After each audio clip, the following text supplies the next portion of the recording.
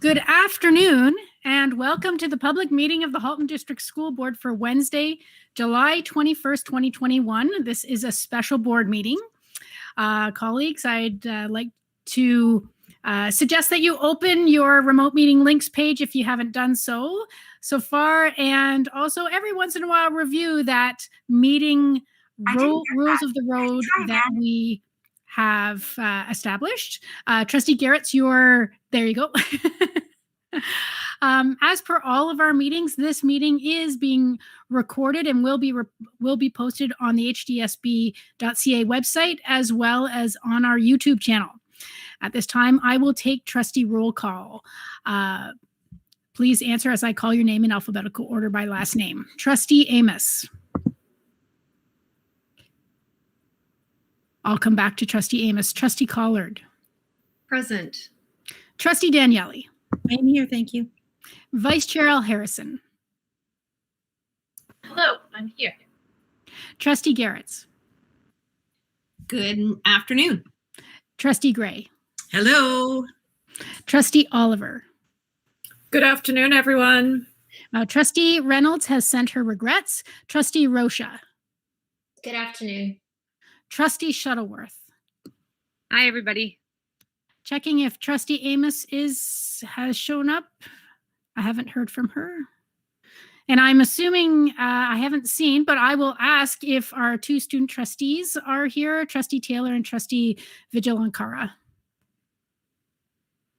Yeah. Okay, so Director Miller, would you like to note the staff that are in attendance today? I would. Thank you, Chair Drabantz. Director Miller is here.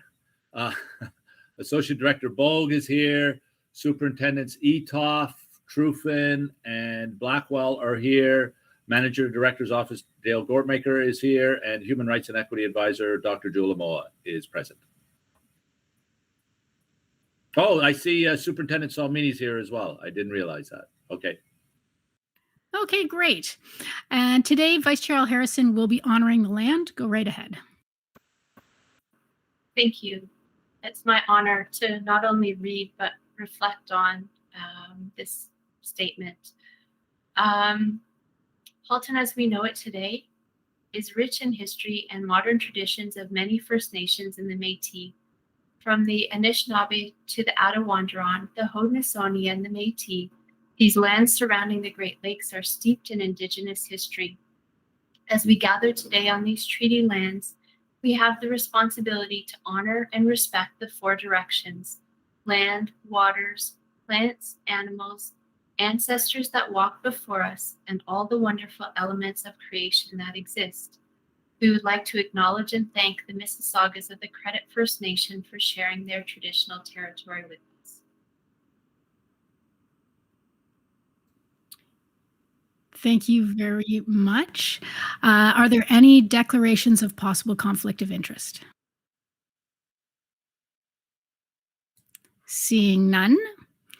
Since this is a special board meeting, there are no opportunities to adjust the agenda. So we are going to go up to the consent agenda items. Trustee Daniele, would you like to move a motion to deal with the consent agenda? Thank you. Yes, I would. Trustee Garretts, would you like to second? Yes, I would. Thank you. Excellent. Thank you very much. I'm going to put the motion on the floor. Be it resolved that the Halton District School Board approve the consent agenda action items and receive the information items for July 21st, 2021. Are there any items that need to be pulled for discussion? Oh, I'm looking to the speakers list here. Vice Chair Al Harrison? Yes, through you, Madam Chair, I would like to pull the dress code admin procedure, and I realize that staff to respond to the questions may not be here, and it's kind of connected to the policy later on. So depending on how things go, I may make a request to defer those to our next meeting, our next regular meeting. Okay, and Trustee Shuttleworth, you have ones to pull from the consent Sorry, agenda? it's similar to Trustee L. Harrison's comment. I just know that there are people that could answer questions on the admin procedure that aren't able to be here today. And somewhat similar to her, I think it's fair that we might delay discussion until people are about to discuss. Okay, so at this point, so pulling that, do you want to attempt your questions and see what happens, or what would you like to do, Vice Chair Al Harrison? Sure, I can certainly ask the question. And I just want to start by recognizing that the admin procedures are under the staff purview. So, and it's the policy piece that's under the trustee purview. So I recognize that distinction.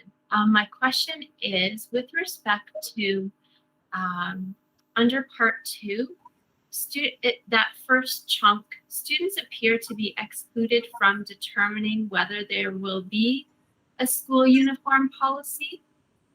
Bullet point number 2 says that support must be from 75% of families that are eligible. And to me, this is just a bit tricky with upholding some of our other policies and practices around student voice. And since students are the ones who will be directly impacted on a day-to-day basis, it might be appropriate, or it would be appropriate, to find a good way to support student voice in this first part, i.e. establishing whether there is a school uniform policy in the first place. Subsequent sections under school uniform do talk about involving and explicitly mention students. It's just that first chunk, which is the does it happen or doesn't it, seems to not mention students. So I wonder if there's a reason why that is, and what the considerations for student voice are in that piece. Thank you. Through you, Chair Drabantz, to Vice Chair Al Harrison, I will attempt this, and I'll look to the other superintendents to do it. I will give what I believe is the reason. I'm not saying it. It's an absolute, but it's based on the legislation, and the legislation talks about families. It does not talk about students being involved in that process. You're quite right. Later on, we see that it's necessary to involve students in any kind of decision around those kinds of things. But it's my belief, and as I said, I'd look to other superintendents or the associate director, that it's based on the legislation from the Ed Act, which talks about parents, 75% of parents being the ones who determine. So, David, Terry, Tina, Rob, any of you have anything to add? Otherwise, we can defer it for a more definitive answer, Vice Chair Al Harrison. I believe that's the reason. I can't say definitively that's it.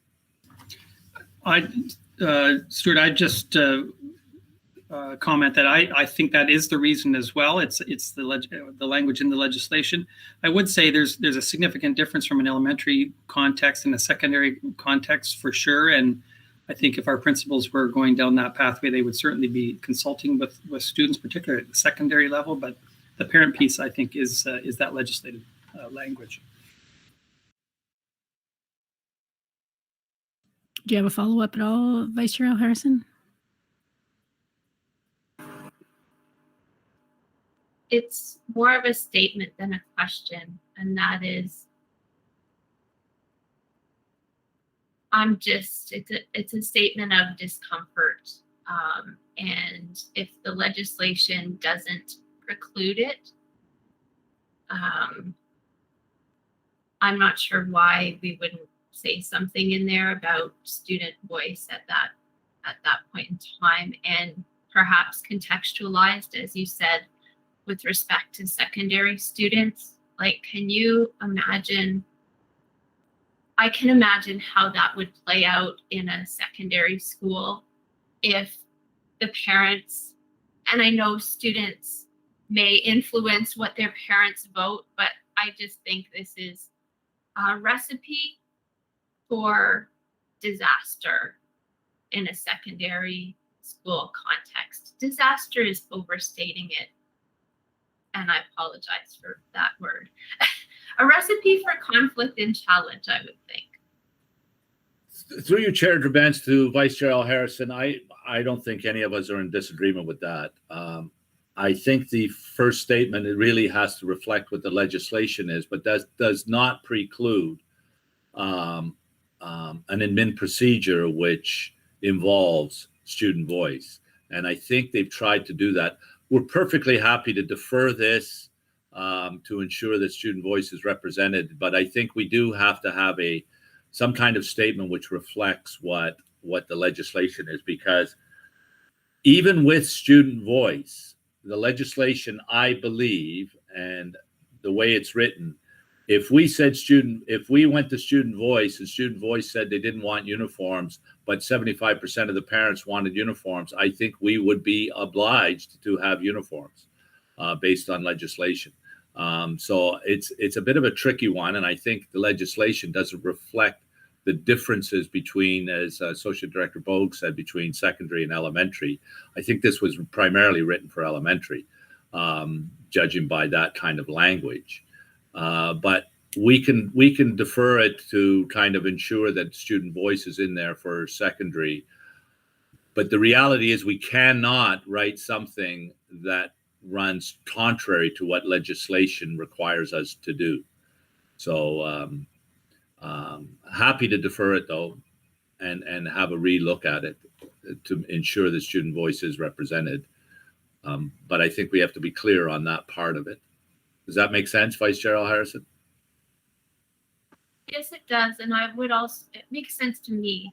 I would also just want to make sure it makes sense to my colleagues, because I don't want to burden staff with any additional time on this if it's not the will of the board, just because it's my will sort of thing. Yeah, and I'm happy, Chair Drabens, like a kind of straw vote kind of thing, or however you want to do it. We don't have to have a motion on this. Just a comment that I find it interesting. We're talking about student voice, and of course, we don't have any student trustees even here at this point. So it may be, we can take a straw vote. My vote is to defer it until we can perhaps at least have student trustees in the room to provide their opinion on it. And so if cameras could go on for trustees for a second, and just a quick, would you like this deferred and coming back perhaps in the fall? I see a lot of, way more than majority. If it could please come back in the fall, perhaps. Chair Drabens, Manager Dortmaker, can you take note and please ensure that Superintendent Podra-Barrick's aware of this, and then he can have a relook at it. Will do. And I would encourage him also to just take a look at this meeting and the points that Vice Chair Al Harrison made on the video. Okay, so Trustee Shuttleworth, I guess that makes your comments moot. Trustee Collard, I see you're on the list. Would you like to, is this about the what we just discussed or something else? It's about the alcohol on school premises.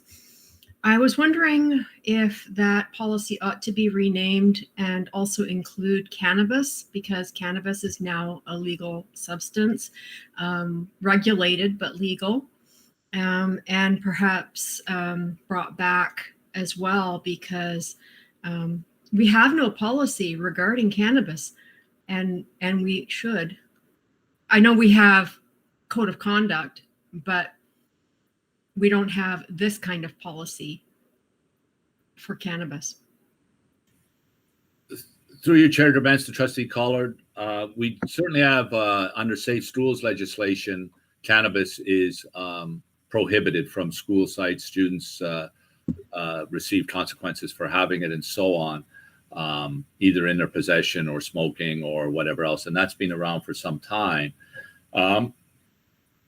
But I think you're talking about, and correct me if I'm wrong, if you're talking about events and things like that at board offices and schools and so on? Is that what you're referring to? Well, this specific policy only speaks to alcohol, and it doesn't speak to cannabis because when it was first originally brought, there was no cannabis. Cannabis was illegal. So now that cannabis is legal, regulated but legal, I believe we do need a policy about cannabis on school premises, because we have one for alcohol. So we need to treat them similarly. I just want to interject here for a second. So we are discussing right now the administrative procedures, not the policies that I know that this is relating to later on. I'm sorry. That's okay. We can sorry. come back to having this conversation later, if that's okay. Now everyone knows what I'm going to talk about, though. That, absolutely. You've primed us all. So excellent. Excellent work. So I'm looking to the speakers list to see if there's any other concerns or anything about the consent agenda right now. So the minutes and the administrative procedure update. And seeing none, all those in favor of approving the consent agenda?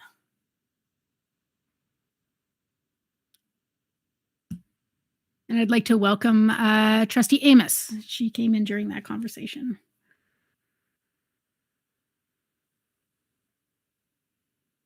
And that carries unanimously. Thank you very much. Okay, we can move on to ratification action items. So we have two items that I'd like to draw your attention to. 321 consideration of motion M210120, report 21106 from June 16th, 2021, board bylaw board meeting dates, report 21104. So Trustee Collard, would you like to move a motion to amend a motion M21-0120 that was adopted on June 21st, 2021? Yes, I would. Thank you very much. I would Okay. like to amend the motion so that the September 8th date would be September the 9th. That way we continue to honor the fact that it falls after Labor Day, and we don't bump up against a major religious holiday. And I have to say, I was mortified when I discovered that my suggested date for the meeting actually fell on a significant day in the religious calendar. And I apologize so much for that. I really ought to have checked my days of significance calendar, and I feel very, I'm mortified. And Trustee Rocha, would you like to second this? Am I seconding the motion that was brought forward originally, or am I seconding the motion that Trustee Collard just submitted with the 9th? I guess it's the one that she just submitted. Oh, then I'm in favor. Well, I second. You second it. Yeah. Okay, so now we are opening. Trustee Collard has sort of made her statement, and so we're opening it up for debate. Trustee Amos, go right ahead. I can't support this motion. Especially for the 9th. My reasoning being is we have not had the opportunity to have input from the public about that. Our meetings are always held on Wednesdays. They would expect it on a Wednesday, but not on a Thursday.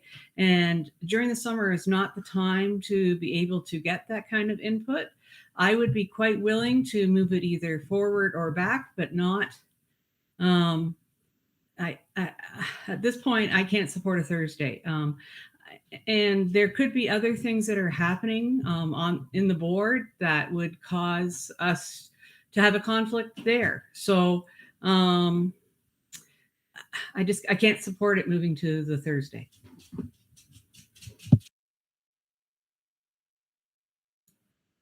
Okay. Anybody else on the speakers list? If not, I just have some things to say. First is we also should make mention of the Committee of the Whole meeting also needs to be adjusted. The Wednesdays are tough in September because we do have and this is for the public to know, Rosh Hashanah begins on September 6th and ends on September 8th, and Yom Kippur begins on September 15th and ends on September 16th. And we usually have 2 board meetings and a Committee of the Whole on the Wednesdays. So that makes it a bit tight. My suggestion is that we move the first meeting actually to September 1st. And I know that goes against what the original premise was, but my feeling is that this year is different in that we have, again, a large portion of our student population that's unvaccinated. There will be a need for communicating with our community and for us to know. I prefer as a trustee to be a conduit of information and not find out everything when everybody else does through other means, because people use us as a source of information.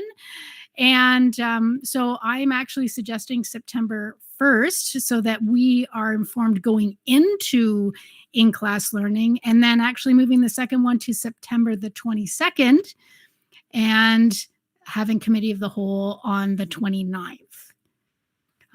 But I see a speakers list is growing. So Trustee Rocha, go right ahead. Through the chair. So I would agree with Trustee Collard in moving it to the 9th. I do hear what Trustee Amos said about moving the date from a Wednesday to a Thursday, but it's July and we'd be giving almost 2 months notice of the change. So for that, I do support the 9th. I'm also hearing what Chair Gerben said about moving it to September 1st, but I think because it is an unusual year, I would be in favor of holding a special meeting just to discuss the reopening of school sometime in August and have a meeting dedicated to what school will look like.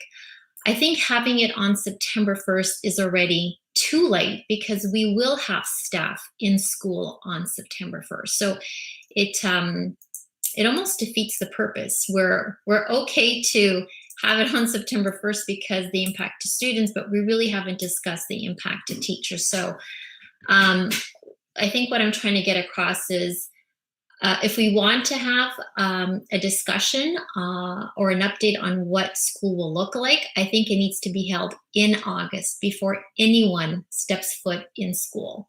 And as far as the first board meeting, my preference would be September 9th. Okay, Trustee Daniele. Thank you. I'm actually in agreement with Trustee Amos and Chair Gerbens. I remember one of the original arguments was that we didn't want to have it before the beginning of the school year because we never meet before the beginning of the school year. Well, I think that same argument holds with we never meet on a Thursday. I personally prefer to meet on the 1st because we're known to have our board meetings on the first Wednesday of the month. I like being able to come back and have an idea. And I do understand what Trustee Rocha is saying, and perhaps we will need an August special meeting in August, but that would be trickier because I would imagine a lot of our superintendents and staff have planned their vacations and we'll have a brand new director. And I'd like to give him a few weeks to get his feet underneath him. To me, September 1st is a very good day because yes, staff have already started to go in schools and they'll be able to see where the cracks are and what needs to be done. We'd be informed before school starts for the parents and the students. And we keep to our first of the month. I think throwing us over to a Thursday would just confuse things beyond where they need to be. And I'm saying that the first is going to be difficult for me, but I will be there because I do truly think that that is the day that it should be. So I like Chair Gerbens's suggestion of the 1st, the 22nd, and the 29th for our 3 meetings in September. So I'm afraid that I won't be supporting this motion. Okay, Trustee Shuttleworth. Thank you. Through you, Chair. This is going to be a interesting vote. I have to say, I think I'm on board with Trustee Collard and Trustee Rocha. I think, as Trustee Rocha said, the 1st of September, if we're doing this to inform parents, it's still not early enough. So I think, again, the idea, and I think we did something similar last year of having, I think it was quite long last year, meeting dedicated specifically to reopening plans that happens mid to late, I would say hopefully closer to mid-August that's for the information. And then again, I'm happy with the 8th. I think that it's even for parents who are still at that point in time on September the 1st, they're still finishing up their summer holidays. I know lots of families take those long weekends and extend it because their kids aren't in school yet.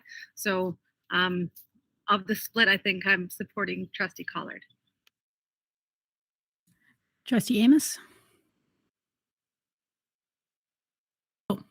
Sorry, can I say Trustee Garrett's because she's a first-time speaker. Okay, thank you very much. Through you to the rest of the trustees. I'm pretty flexible, and I'll sort of go with the flow on this one. In terms of an additional meeting, I agree, as much as I don't want another meeting, and I'm very adamant that I don't want it. We worked all last summer. I don't want to work that much this summer. Sorry, but I'm burning out. Having said that, we should have a special meeting, I think, at some point, as with our new director, and it can't be 11 hours. 2 would be great. Let's be concise. But in terms of a meeting, I don't know. We're kind of getting used to this 1st and 3rd, so of every month. So, but the will of the board on this one, I'll go with whatever you guys want. Chair Durbence, may I say something? Yes. This may be helpful to trustees in their decision making. We were going to talk about it in the director's update, but I think this is a good time to talk about it. In Superintendent Blackwell's meetings with Public Health Halton, they have set a date of August 26th when Dr. Magani will be available for our board. All our superintendents will be available, and she will be there to answer questions, do a presentation, and all our superintendents will be there August 26th. By that time, the province should have all the information to us around reopening and so on. So that may help in these deliberations. Obviously, I'm not going to suggest when you have your board meeting, as long as we stay away from the faith days. But that may help in some of the consideration that you're doing. So August 26th, which is the week before, in which we will be having an online, like we did last year, for the community. And just a clarification, you anticipate that being a board meeting, not a separate meeting, or? No, it would not be a board meeting. It would be a separate meeting. And Superintendent Blackwell was going to speak around it in the director's report. But she can elaborate a little bit right now, and I think that will help trustees in this decision. Go ahead, Terry. Mm-hmm. Thank you. And sorry, I was going to put my hand up in the middle of your conversation to let you know. We've been working with public health. As you know, we're waiting for all the direction from the ministry, but we have Dr. Magani, who is our Chief Medical Officer of Health, has offered to run something similar to last year once we have the information shared with families. And it's kind of a 2-part piece, right? We want to get the information to families, have them have the opportunity to look at the information that's provided to them, then provide us with some questions that they have. And that's where we had that evening last year, which we'll do the same thing, where we'll be able to have Dr. Magani do a presentation, as well as have different superintendents respond to questions that arise. So that is now scheduled, and it obviously is around some of the availability of Halton Region Public Health, but again, waiting for that information so that families can have some time to sift through it. So Thursday, August 26th, that evening, we'll be doing that session, which we got great feedback from last year in terms of the information provided. Okay, so thank you very much for that information. Going to actually Trustee Amos, and then Trustee Collard, and then Trustee Shuttleworth. Thank you very much. So I just looked at our calendar from last year, and we did have our meetings on the 1st and the 3rd. And the 1st was again before the long weekend, the first meeting, and it was the long meeting, but it was also very beneficial because it gave us all the information we needed before school.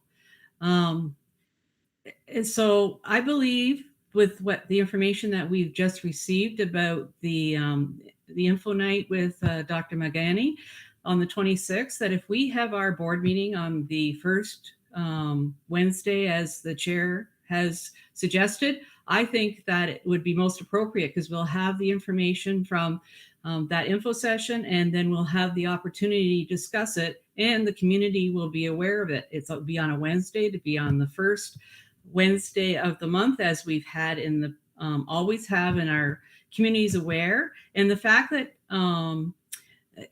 you say that there's time in the summer to inform, we have always said that in the summer is not the right time to inform parents of anything because they're not aware, they don't pay attention in the summer, and that it's just not the right time to be sharing information. So I am fully supporting the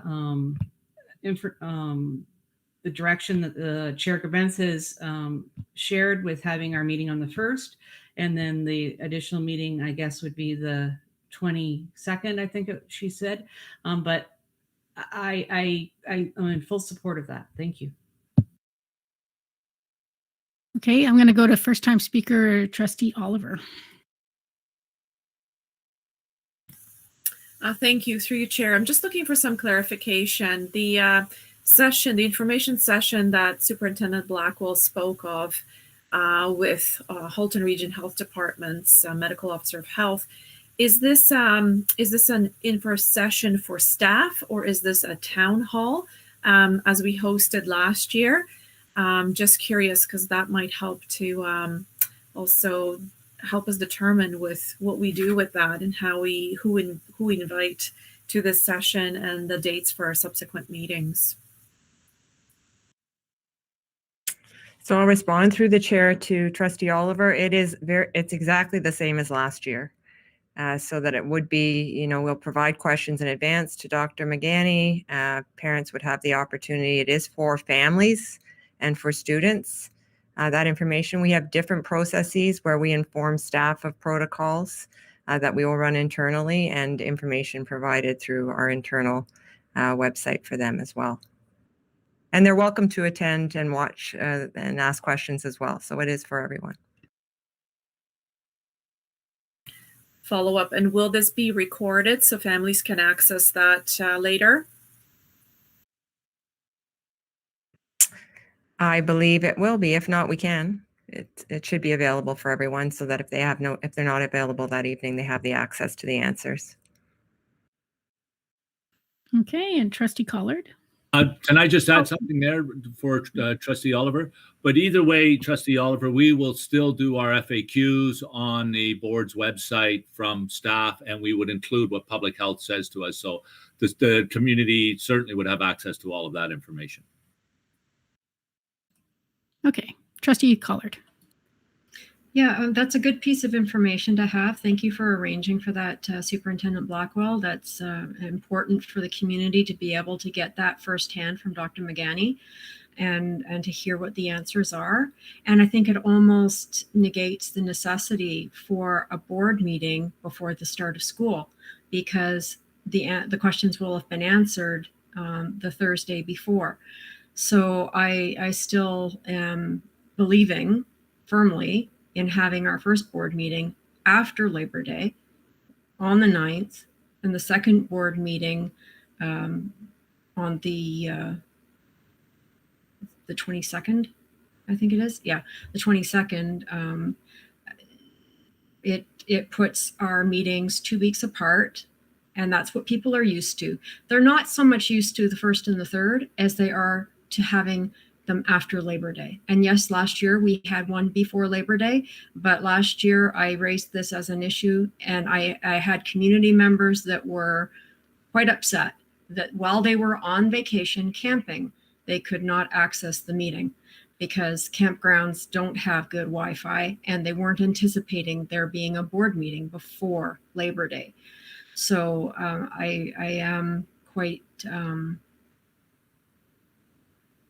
I'm firm on my belief that we need to have our first real board meeting, not a special board meeting, real board meeting after Labor Day, in order to make sure that parents have the ability to tune in if they wish. And if parents want to know what's on the agenda of any board meeting, they have to go to the website.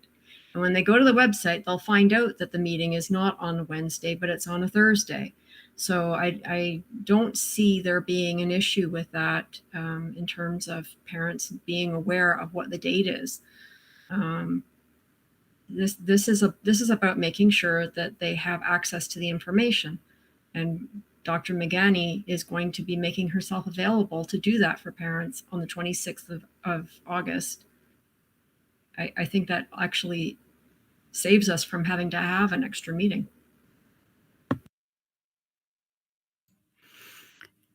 Okay. Well, Trustee Daniele, go ahead. Thank you for your indulgence. I'm wondering, I know that Superintendent Truffin is on the line. I'm wondering if there's a way of finding out how many people were watching last September 1st. Because I know I heard not a whisper out of my community about meeting before. And I find it kind of ironic. We're perfectly okay with having something for the parents for information the week before when it's coming from the region and on the 26th, but not for us. And my thinking is the 26th is open to questions from us and questions from the public. So we can make a choice. We can either ask all our questions that night and there won't be any time left for the public, or we can hear what the public is saying that night and have our meeting on the 1st and be able to ask staff our questions. I think we're asking a lot of one probably 2-hour town hall to be able to get all the community and our questions in. So I'm going to go back to, I truly believe the 1st and the 22nd is the best way to go, and that's what I would be supporting.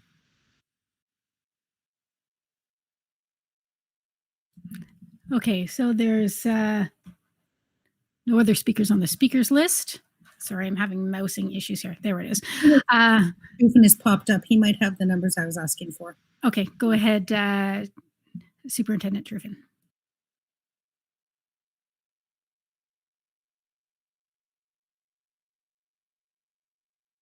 You're on mute.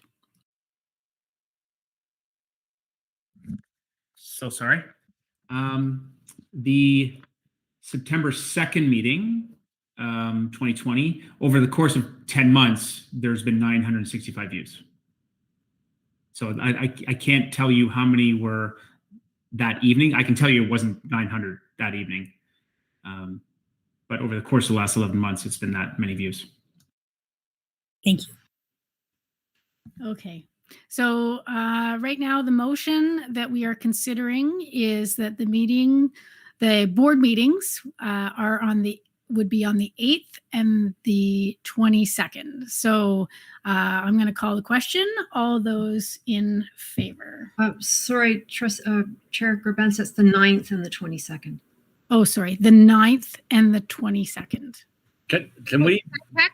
Sorry. Chair Gerbens, can we just check with Superintendent Etoff for Dr. Julamoa on the dates? I just want to double and triple check. Yeah, of course. That's okay. Rob Yeah. or Jewel, why don't you weigh in on those dates?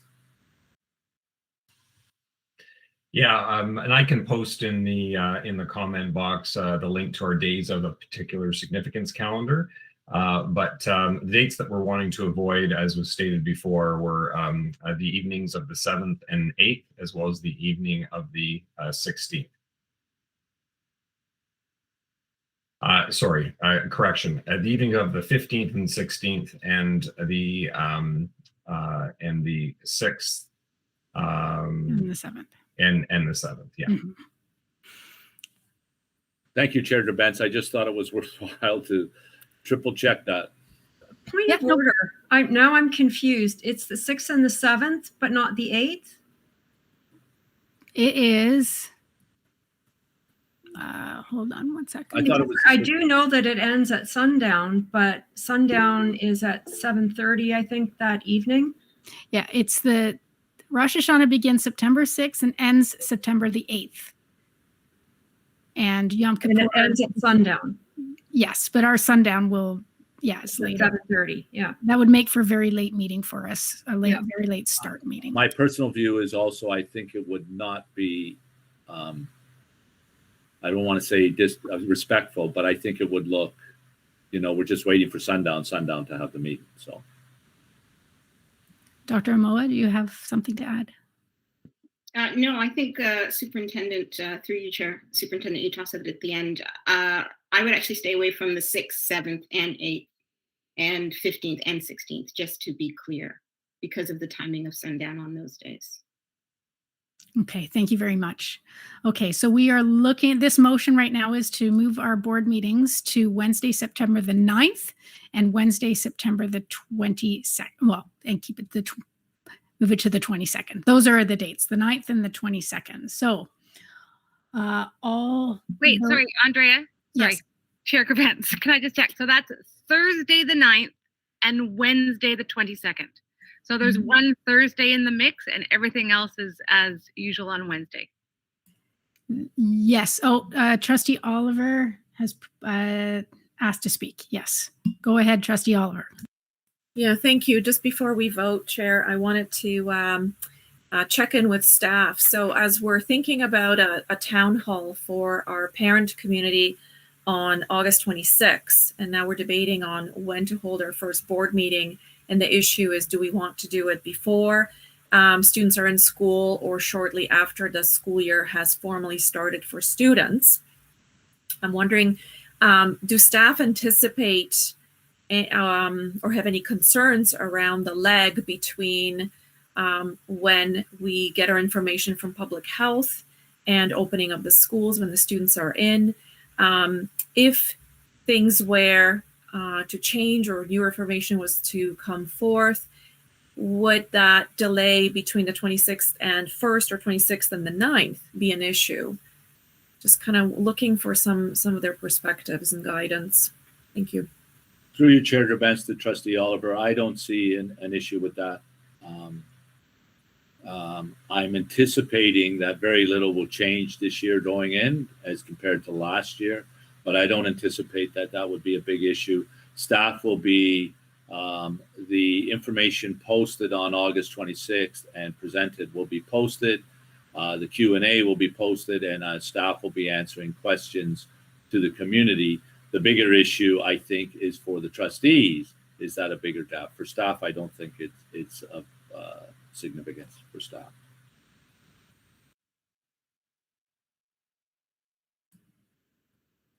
Okay. So this again is looking at our first regular board meeting in September to be the 9th. So that potentially is the first meeting that we have with our new director, potentially. So all those in favor of the 9th and the 22nd.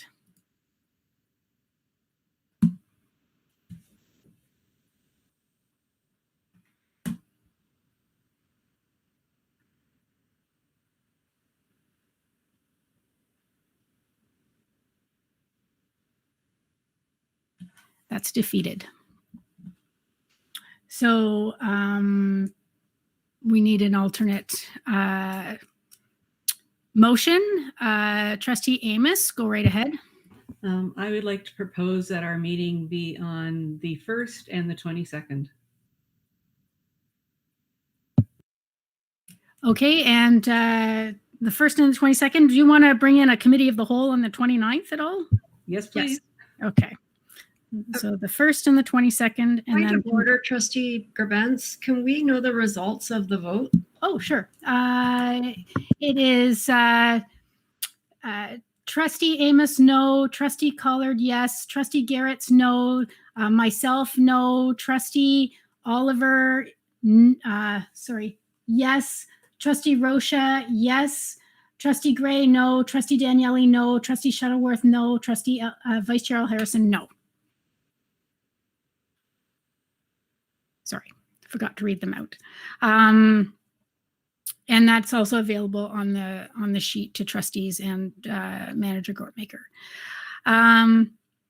Okay, so we have a new motion on the floor from Trustee Amos for the 1st and the 22nd as regular board meetings, and adding on the 29th as a committee of the whole meeting. I need a seconder. I will if you like. Okay, Trustee Daniele, and I also see you're on the speakers list. Would you like to say whatever you would like to vote over? I went on there just before the vote, so I will not speak again. Okay, so are there any speakers to this motion? Trustee Amos, go right ahead. Thank you. There's another benefit to having our meeting on the 1st. It will be our first meeting with our new director, and it will give us an opportunity to maybe get to know him, and for the community to get to know him a little better as well. Thank you. Okay, thank you very much. So there are no more speakers on the speakers list. So all those in favor, this is the 1st, the 22nd, and then the 29th for Committee of the Whole.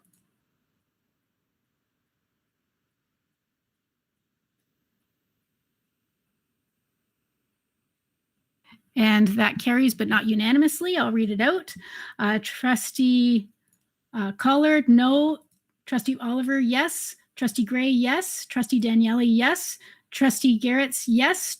Myself, yes. Trustee Rocha, no. Trustee Amos, yes. Trustee Shuttleworth, yes. And Vice Chair Harrison, yes. So the regular board meetings will be on September 1st and September 22nd. And the Committee of the Whole meeting will be on Wednesday, September 29th. Okay. So moving on from that, we are at 322 Policy Review Report. Oops, I'm on my wrong thing here. So Trustee Shuttleworth, would you like to move this item? Sure. Okay, and Trustee Gray, would you like to second?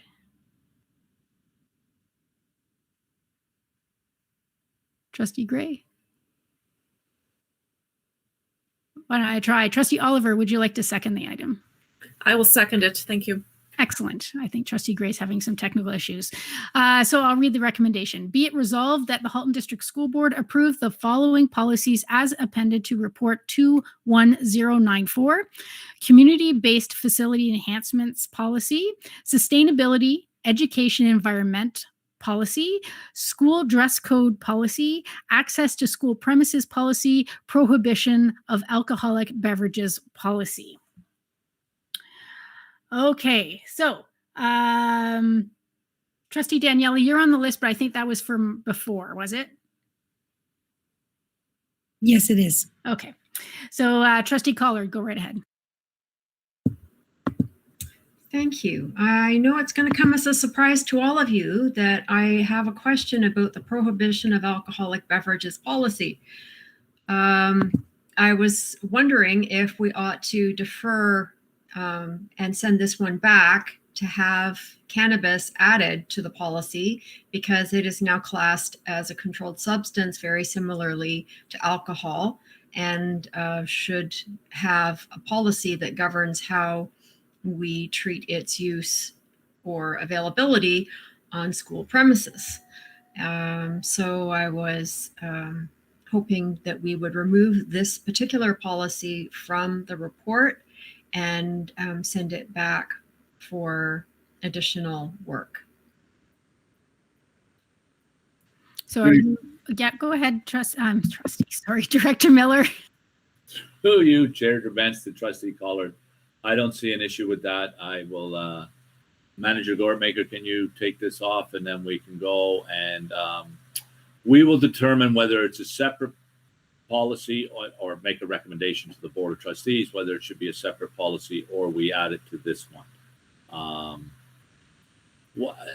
there are, it's a little different in terms of our experience with groups that want to run reunions and so on, have tried to apply for licenses to serve alcohol at events at some of our buildings and some of our properties. I don't know if that process is the same for cannabis. I mean, we're obviously going to prohibit it, cannabis use for those kinds of events. But I think we can take this back and take a look if it's two separate policies that we would present to the trustees, or we add it to one, because I think the processes are slightly different. Manager Gortmaker, do you have anything to add to that or no? I'll consider it as an amendment if it's okay with the mover and seconder, and just remove that from the motion for tonight or today.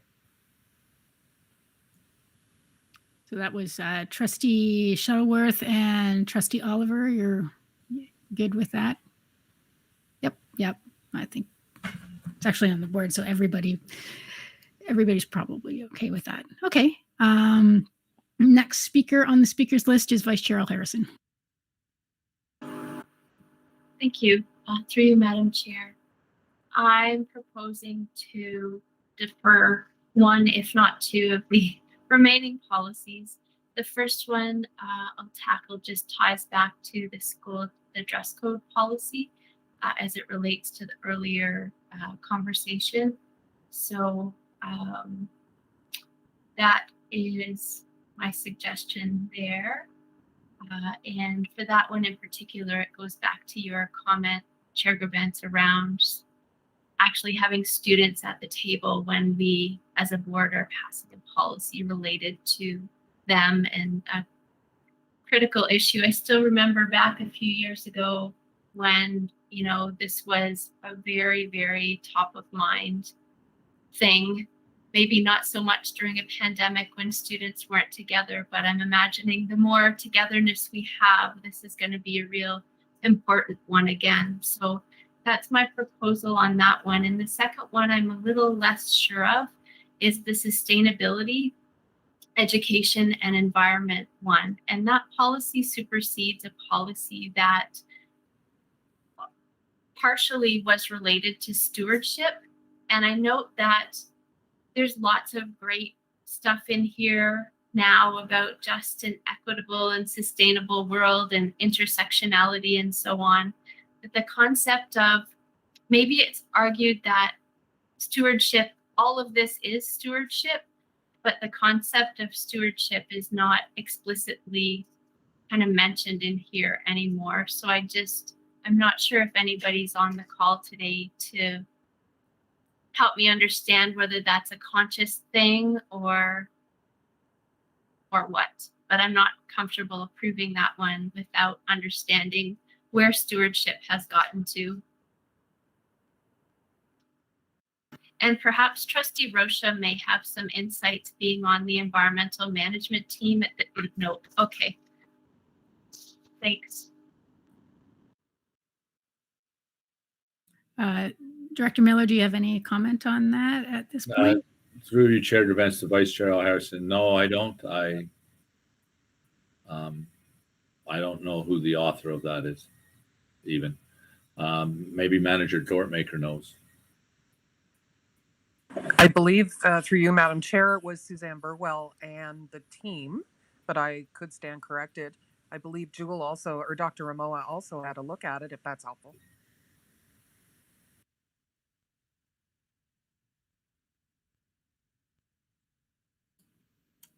Dr. Ramoa, do you have any comments or? Yes, thank you. Through the chair to all trustees or Vice Chair Al Harrison. Yes, the environmental management team did look at this policy. I'm not sure I quite understood the core of your question, though, Vice Chair, around stewardship. Sure. So through you, Madam Chair, would you like me to respond? Okay, excellent. I'm in my summer mode.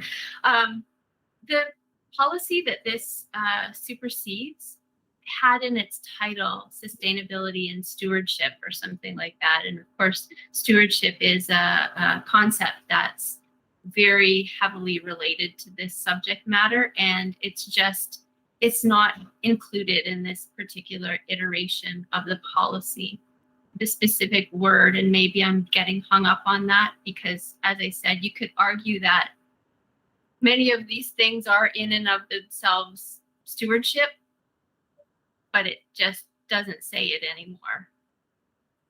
And I just wonder why. I understand. Thank you for that clarification. That was probably an oversight. There wasn't any intentional discussion amongst the environmental management team to remove any references to stewardship. So stewardship in the concept of responsibility and accountability for action around human rights broadly or environmental rights as detailed in the policy. I think the idea of stewardship is still captured there, but your point is that the word specifically is not there. There's probably thinking in the broader international community that stewardship, this whole idea, as I said earlier, around responsibility and accountability does have an element of paternalism attached to it. And if you focus instead on sustainability, it is this idea of sustainable development, sustainable movement, which also encourages constant community engagement and discussion, which is a more collaborative process than perhaps a stewardship process, which might be more top-down and more hierarchical. So I'm just extrapolating that. And as I said, that wasn't part of the core discussion when the policy came to the environmental management team.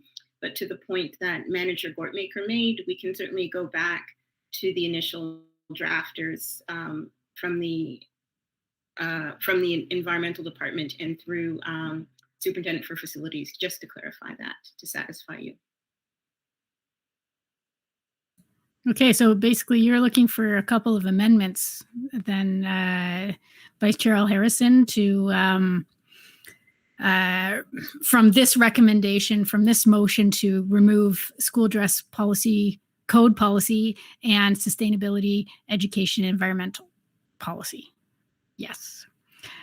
Okay, I guess I'll tie this all together to also remove the prohibition of alcoholic beverages policy. And let's make this unless there's actually, I'm just going to hold on that moment.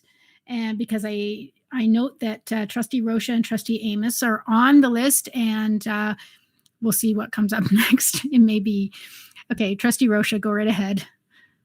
Thank you. Through the chair, this is another policy. So this time around, I have no issues with the community-based facility enhancements policy. I am requesting that one sentence be removed because it's inaccurate, and that is under definitions. The sentence that reads, "The following definitions are in addition to those listed in the board's policy development and review policy." Just to remove that one line, because if you do refer to the policy, to that item doesn't contain any definition. So I'm okay with the policy with that one line removed. Chair Drabentz, to Trustee Rocha, that's fine. I think we need to put all these as amendments, though, because they are policies. I think even that one, even though it's the removal of a line, the individuals, the superintendents who would have written that and researched that are not on this call. So I personally don't see an issue with it. But I think if we're going to do these, we need amendments for them all so that it's upfront for the community. Okay, and just to top it all off, Trustee Amos, go right ahead. I wanted to go back to the prohibition of alcoholic beverages policy. While I understand about the potential addition of marijuana, I actually believe that would be a standalone policy, because the prohibition of alcoholic beverages, you have to apply for a liquor license to have an event at a building, and marijuana is a totally different type of substance. And I believe it needs a standalone policy, and I believe the director actually addressed this a little bit in his comments, but I'd already had my name on the list, and that's why, because I believe it's a standalone policy because it's tied in to other policies as opposed to the prohibition of alcohol. So I believe it's totally separate from the policy that's here. Through you, Chair Gerbents, to Trustee Amos, I think the same. I think it is a separate policy, but I want to be clear, this is around both the prohibition of alcohol and the prohibition of marijuana is for school use. It is unrelated to students. We have safe schools legislation, which addresses student use and so on. So this is around the use of our buildings during rentals, et cetera, and so on. So I tend to agree with Trustee Amos, and we'll take that back and then make a recommendation to the board. But I believe that's where it'll end up. Okay, Trustee Shuttleworth, you're on the list. Oh, you were on the list. You took yourself off Right. the list. So I took it off because there's a lawnmower going on behind me. But I just wanted to support. I don't think we should really be passing policies unless the authors are here. I think it's just important that we're able to ask the questions that we have and have direct answers. So that was just a point I wanted to make. Okay, thank you for that statement. Okay, so I'm going to suggest. Oh, okay. Manager Goatmaker, go right ahead. May I suggest that Trustee Rocha had an amendment to remove that line on the access to school premises policy, and then we can put forward the main motion with that amendment. Okay. Trustee Rocha, would you like to make a motion to remove that specific line from the community-based facility enhancements policy? Yes, I'll make that motion. Okay, a seconder, please. Trustee Garretts, thank you very much. Could you please repeat the line? Because absolutely, go right ahead, Trustee Rocha. I know you have it at your fingertips. And just to give you a concept, it's this line. It might have made sense years back when the policy being referenced existed, but it doesn't anymore. So that was my whole issue, that this one line refers to nothing. So the line is, the following definitions are in addition to those listed in the board's policy development and review policy. That's okay. it. So we have a motion to remove that particular line from the community-based facility enhancements policy, and that was seconded by Trustee Garretts. Is there any further discussion? Seeing none, all those in favor of that amendment?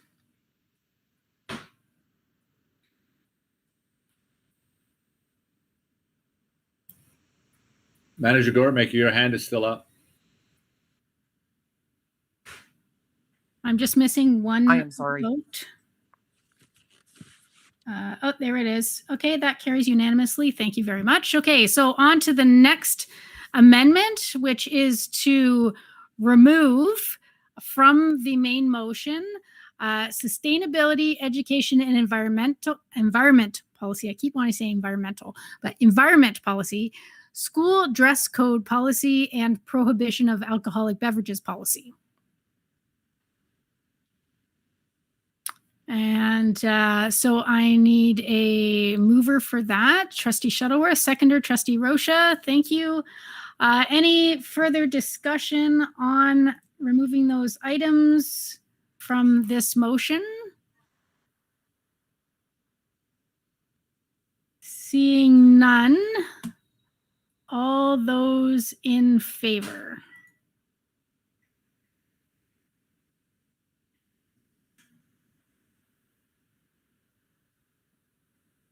Okay, that carries, but not unanimously. Trustee Rocha. Sorry, I'm going to interrupt. That was supposed to be a yes. Okay, so that does carry unanimously. We'll just. Okay, so that carries unanimously. Okay, so but there is an understanding that those will be back in the future. Do you need a specific motion about them coming back, Director Miller? Sorry. I think you would probably want to put a timeline on it, but it doesn't have to be a specific date. I would say in the fall of the new school year. Okay. And then that gives staff time to make the adjustments. So we need a motion that says, be it resolved that the Halton District School Board, be it resolved that staff will bring the following policies back to the board table in the fall. Okay. Manager Gortmaker, go right ahead. I may have taken the liberty of solving that problem prematurely by putting it in the motion that the following policies be removed and brought back to the board at a future meeting. Is everybody okay with that? Can I just check, is future specific enough? Or do we want to have a time, as Director Miller said, the fall? Like, I just think the future is infinite, whereas if we have the fall, that might be better. I'd be happy to change it. Please, though, know that I am very tasky when it comes to getting these things done. So future will not be infinite. Yeah, and we could say something like they will come before December 2021 or something like that. That gives 6 board meetings for staff to get it done. I think that Dale, that would be fine, right? So say Chair Drabentz, if you said before December 2021, then that solves the problem. I will add that to the motion. You're gonna add that to the motion. Is everybody okay with that time frame? Yes. Can I have a nod or a thumbs up, a hand up, or something that's good? Yep. Okay. Yep, that's fine. Okay. We are now on to the director's report. So go ahead, Director Miller. Thank you, Chair Drabentz. Sorry, Trustee Daniele will laugh. I just spilled water all over the place here, so I'm cleaning up. There are 2 items. The one said August board meeting, but that has been resolved. So it's just a COVID-19, it's a COVID and slash schools update. I'm afraid we don't have a lot to update because the ministry and the minister has still not given us, shall we call them marching orders. But I will say this, I have a call this week with the deputy minister. So there may be more information coming, but I don't know. But I'll turn it over to Superintendent Blackwell. Thank you, Director Miller, and through the chair. As you mentioned, we are waiting for some of the guidance from for this year. I think it's important to note that we have really good practices in place and guidance from last year. We're in a very different place. So we will have everything ready to go and information to families. We'll be able to turn that around very quickly and to staff. At one of our last board meetings, I think I shared that we were offering pop-up clinics. And since that date, in early July, we were contacted, and we'll also be offering a pop-up clinic on the 27th, 28th, and 29th of July at Oakwood Public School to serve the Kerr Street area and also make it a walkable site. So that's good news, and that's in place. The September health and safety protocols, again, once we have that guidance, we will continue to meet with public health throughout the summer. We have great partners there. And as I mentioned earlier, Dr. McGanny has often offered to provide that information. And you'll notice that on our board website, there is a landing page for stay tuned. August of 2021 information will be provided to families, so that's ready to go. We have a communications plan ready to go as well. And also in terms of the elementary model, and we talked a lot about secondary towards the end of the year, the elementary model switch.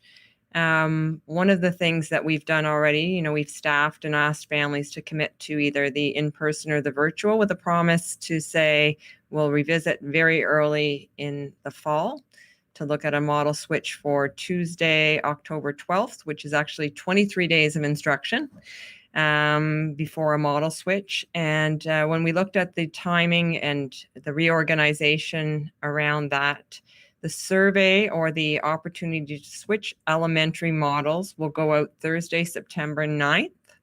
And it will close a week later on the 16th of September.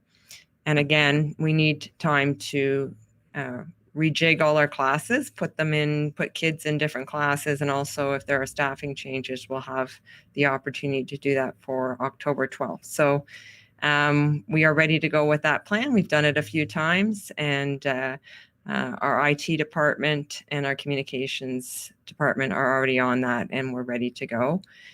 So we will also encourage or provide that communication to our families at that time. And that's all I have.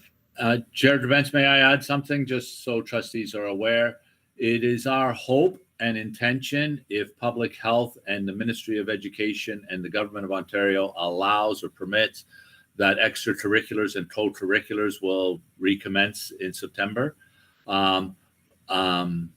It's our intention that will happen. I do want to give one caution though, because our co-curriculars, our extracurriculars are all run by teachers and staff, primarily teachers, overwhelmingly teachers. And it will also be dependent on teachers' comfort levels with running these if they are permitted to run. So I think it's important for trustees and the public to know that it would be our intention to run them, but we can't mandate them to run, because unless we have staff prepared to do them, which I expect we will have lots and lots of staff chomping at the bit to get going on coaching and leading music programs and so on. But it's important that people be aware that we have no ability to force staff to do these things, but we would embrace them. And we have fantastic staff in this board. I imagine most of them would embrace it as well and get going. So we're just waiting for permission. I would also say just some final comments.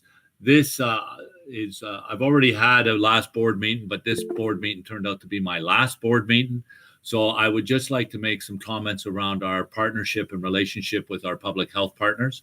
Dr. Magani and her staff have been fantastic throughout this whole thing, and they have been subjected to a great deal of pressure, changing winds from, shall we say, the health situation, government decisions, etc. And at all times, their dignity and their integrity held firm, and they were always open and transparent with first Superintendent Ruddock, then now Superintendent Blackwell, and myself. And I'd be remiss in not thanking Dr. Magani and her staff at Public Health in Halton for the tremendous work they have done under incredibly pressure-filled situations. So I just wanted that on the public record, Chair Drabence. Thank you. Thank you very much. Trustee Gray, you have your hand up. Go right ahead. Thank you very much. Through the chair, just a comment to Director Miller. Thank you for adding your comments with regards to extracurricular and curriculars. It distresses me when our government announces that they will be returning without any indication that, of course, it's always dependent upon the goodwill and the volunteer. This word volunteer needs to be used, because I think we need to continue to have the public understand that at all times, involvement with extracurricular and curricular and leading these things are all dependent upon the volunteer teachers or other members of staff that come forward. So thank you for bringing that forward today, because and I totally concur with your comments. We have so many individuals in our system that are just chomping at the bit to return to extracurriculars, because they know the value as volunteers. They know the value to our students, but also I think there's some intrinsic value to our our staff as well in being involved in those programs. So thank you for your comments on that. Now to my question, Chair Gerbents. My question is for Superintendent Blackwell. I wonder if you could just, you've talked to us about the elementary model switch. Could you just remind us, and for the purpose of this meeting today, about the secondary model switch? Thank you. Sure, and thank you through the chair to Trustee Gray. The secondary model, if you'll recall, we talked about a modified semester model. So students will take 4 courses from September to January. Right now, the guidance that we've been provided is they are to only take 2 courses in person all day during the day. And in conversation with Halton Region Public Health, we were able to look at a model which has 2 courses for 1 week, and then the other 2 courses would be the second week. This model allows us to, when and if health conditions improve, and we're hopeful they do, switch to a 4-period day following a 2-week cycle so that students would have 4 classes in a day and back to regular programming. As a result, just with all the logistics of taking 4 courses, they will be timetabled in September for the first semester. So even though they're taking 2 courses 1 week and 2 courses, another 2 courses the second week, they are scheduled for a full semester of courses. They will get 4 credits if they're taking a full course load by the end of January. So the change or the opportunity to change models would occur for second semester if a timetable can be built for them.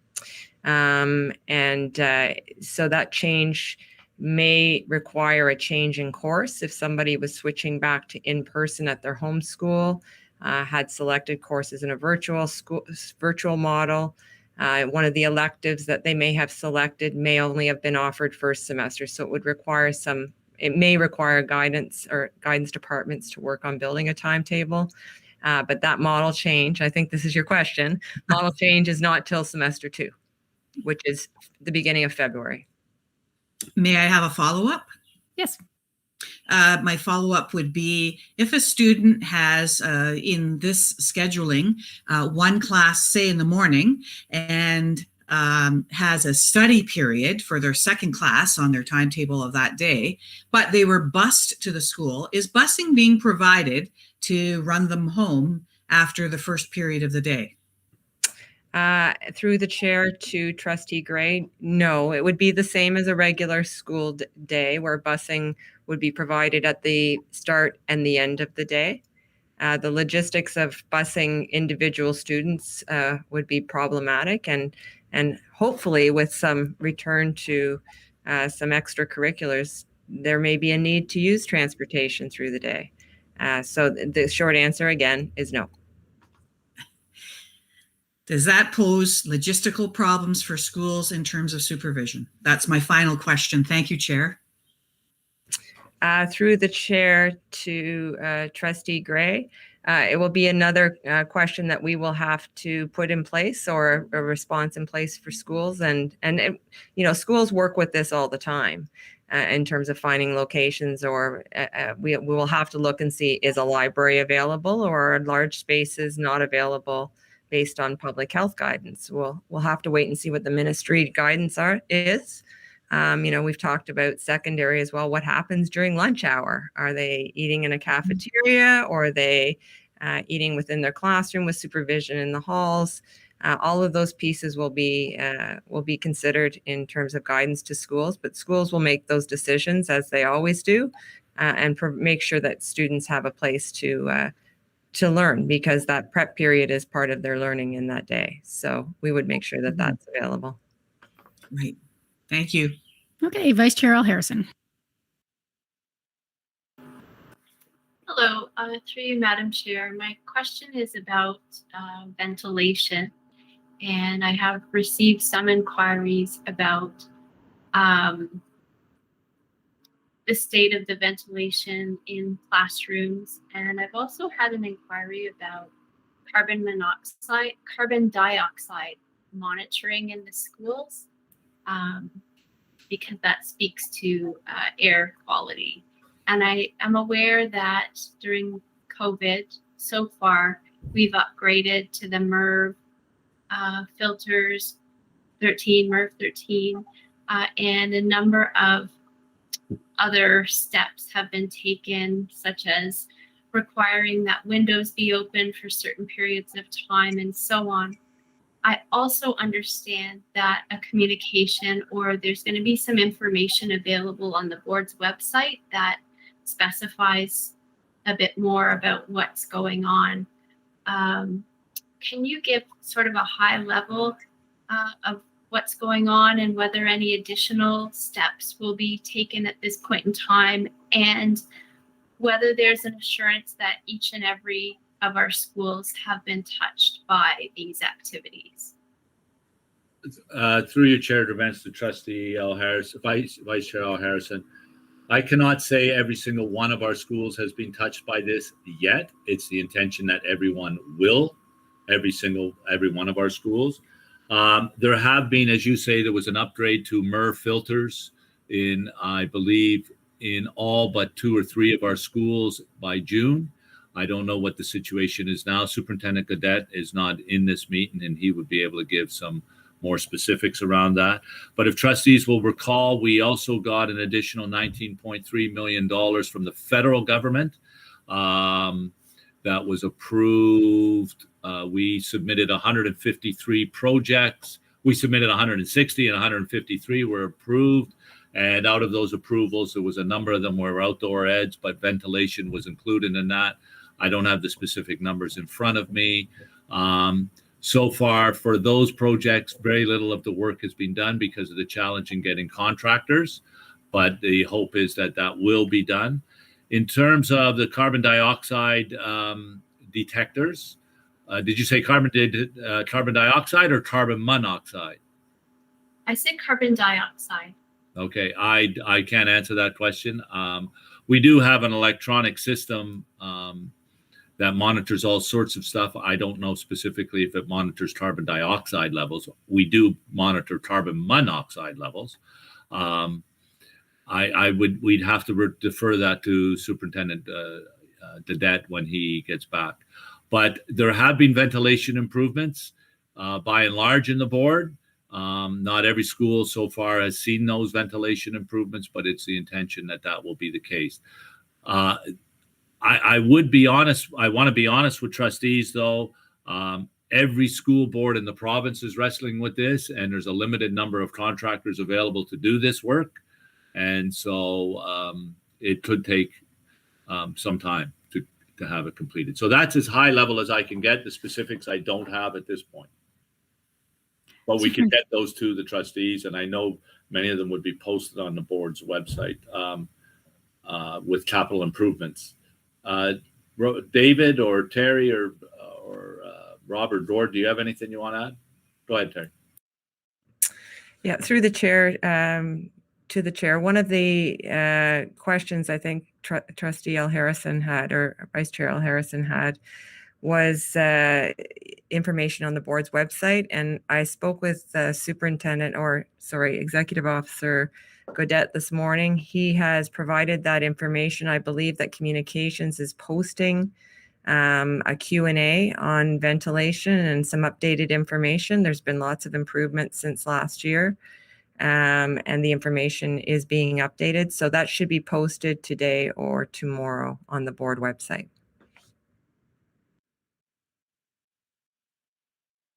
Okay. Do you have a follow-up at all, Vice Chair? Okay. Trustee Shuttleworth. Thank you. Through you, Chair, to Superintendent Blackwell. This is somewhat spurred on by Trustee Gray's question, in the fact that the secondary students really are committed to the whole semester for their choice of model. For those students in person, if they were to get sick during that time, would there, or were not able to come to school for some reason or another, are there still, so I know that in the last year, Brightspace was used quite heavily to support the in-person learning online. Is there still that opportunity for students? Because I know with so if a student's away for a week, they miss only those 2 courses. So it's still quite a heavy course to miss. So I'm just wondering what's in place for those students if they aren't able to come to school? Through the chair to Trustee Shuttleworth. Bright Space is something that actually has come through the pandemic and will probably be in place as we move forward. It is not just a COVID-related tool for students. It's an organizational and a course maintenance tool. So that will continue, and that's a great example, whether COVID-related or not, if a student's away, that they would be able to continue their learning. So Bright Space will be set up for classes as well. Great, thank you very much. And I would just add that particular question is not new, Trustee Shuttleworth. Schools, high schools in particular, but elementary as well, have dealt with that particular issue ever since I've been in education. And when students are unable to attend school, they figure out how to serve these kids. Okay. There are no other speakers on the speakers list. So we'll move on to communications from the chair. So there are a number of, the first is our letter to the Premier and the Prime Minister about the National Day of Recognition. Then our letter to Mayor Marion Mead Ward. And I was just wondering, we have received well, that's the response to our letter. But since then, there has been some further movement on this. And I was wondering, Vice Chair Al Harrison or Trustee Shuttleworth, if you want to give a very brief update.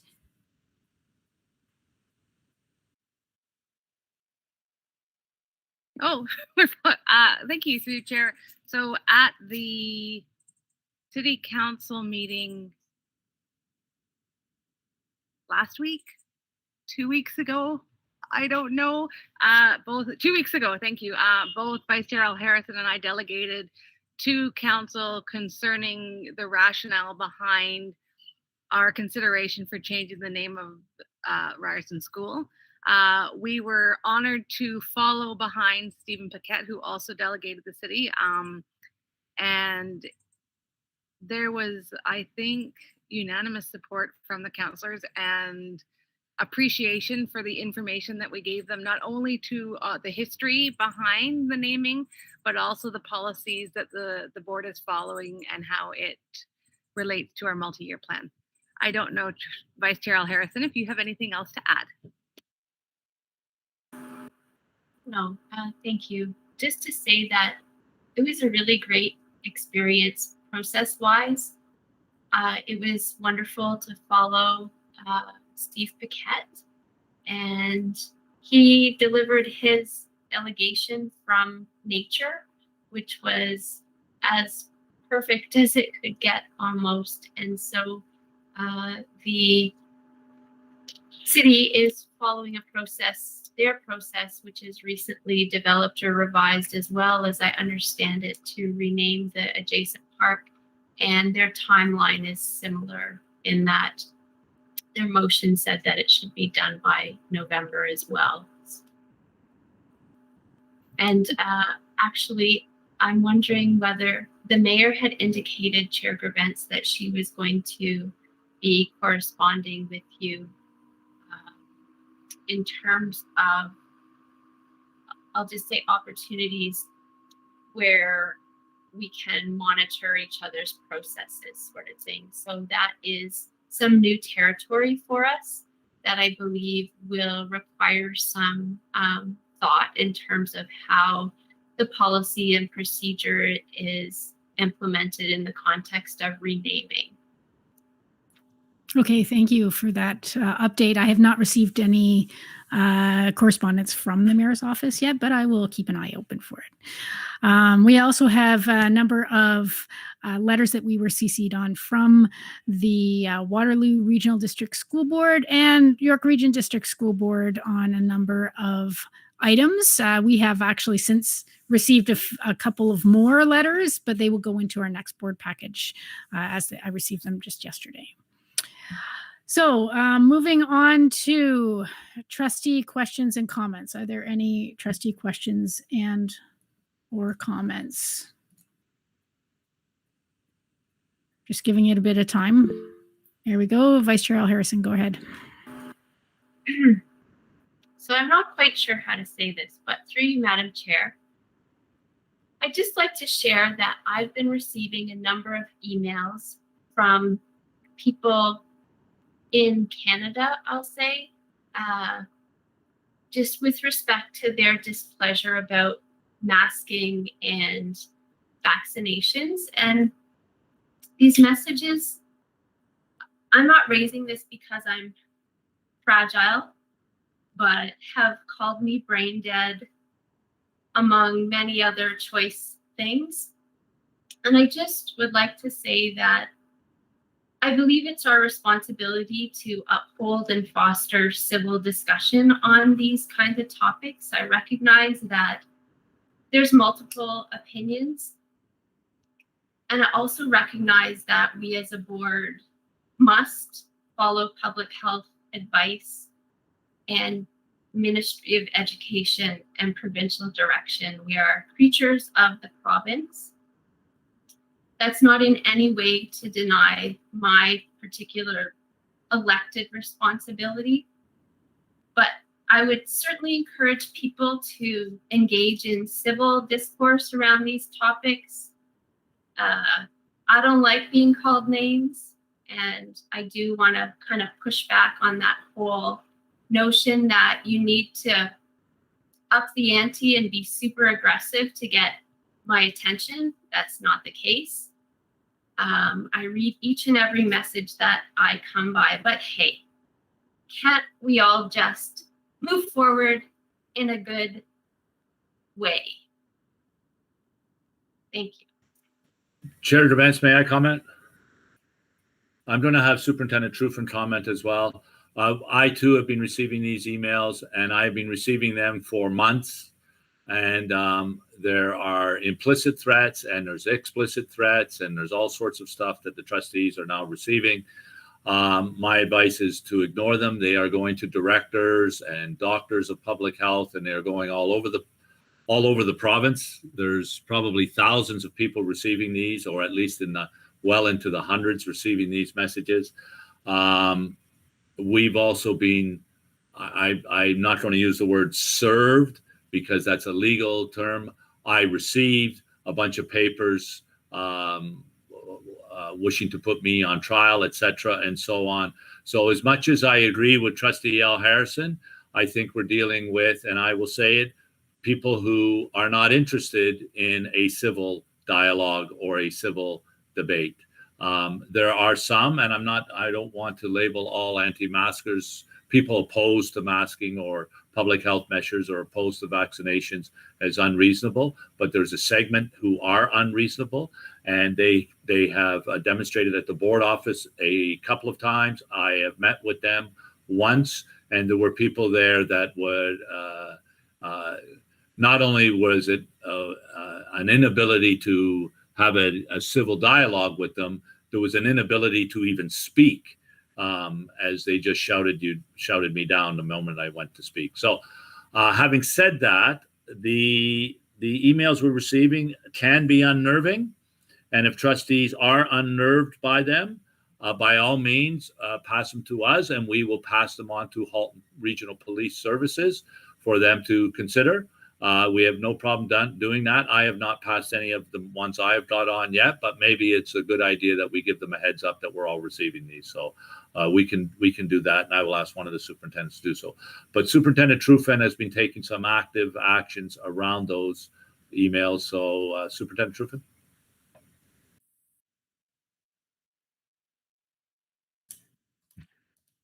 Thank you, Director Miller. And just to the trustees, of course, a lot of the senior staff have been receiving the same messages. And I'll be brief, but it's usually BCC or copied to your individual mailbox, but they are a mass list.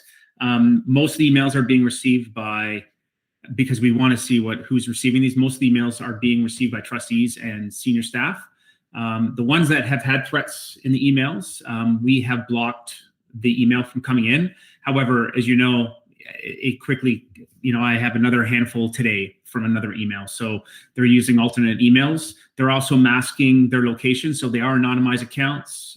They're masking their location by VPN. We suspect by VPN because they're not coming from Canadian IP addresses. So I would just ask for your patience, just delete it, of course. But please know that we are doing what we can to block them from coming in. But again, they're just creating additional anonymized accounts sending us this information. Thank you. I would say this. I received a funny one today. Well, I wouldn't say funny, but ironic, from Lawyers Against Criminals. I thought that was the job of a lawyer, but just... And that one was threatening, so we have blocked that email.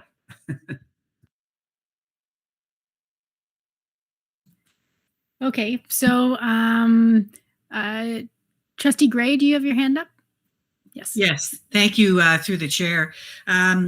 Recently, through the chair, this could be for Director Miller, but it may also be for Jewel Amoa. The recent report in the Toronto Star, I believe it was, that there seems to be no tracking of the percentages of staff or students who are eligible for vaccination. It seems like no boards of education are tracking that. I guess my question is twofold. One, is there a good reason to track that? Or two, is it the expectation that staff and students who are eligible, that being those over 12 years of age, that they return to school this September vaccinated because they can have that? Like, what is the board stance? Or I guess perhaps we're waiting for ministry direction. And the reason I suggest that Jewel Amoa may come into this is this a human rights thing where can we expect staff and students to be vaccinated? Thank you. Through your chair, Bench, to Trustee Gray, I will begin, and then Dr. Amoa will elaborate on the human rights aspect of it. I would not say it's an expectation of our staff and students over 12 to return to school vaccinated, but it is our great hope that all of them do. And I think at this point, lacking ministerial, government, or ministry direction to anything that makes it mandatory, I think that's the best we can do at this point. Superintendent Blackwell will also be able to talk about the tracking of these vaccinations, I believe, but I'll turn it over to Dr. Jewel Amoa to talk about the human rights aspect of it. Thank you. Through the chair to Trustee Gray. Thank you for your question, Trustee Gray. Really what I would add to what the director has said is also a human rights issue to have the right not to be vaccinated, right? So there is still some element of choice unless we do hear from some level of government that there is a requirement by the government for that. And we've seen that with other vaccinations. You know, there are certain vaccinations that elementary students need to have before they can attend school. And that is prescribed by law. There hasn't yet been a legal prescription as it relates to COVID-19 vaccines. Even in that event, there could be people who would, on the basis of medical accommodation, seek reasons to be exempt from that requirement, but that requirement has not yet been made official. As the director said, it is of course our hope that people would want to protect themselves and to protect others in the community through the vaccine endeavor. But people also have the right, for their own reasons, not to partake of the vaccine.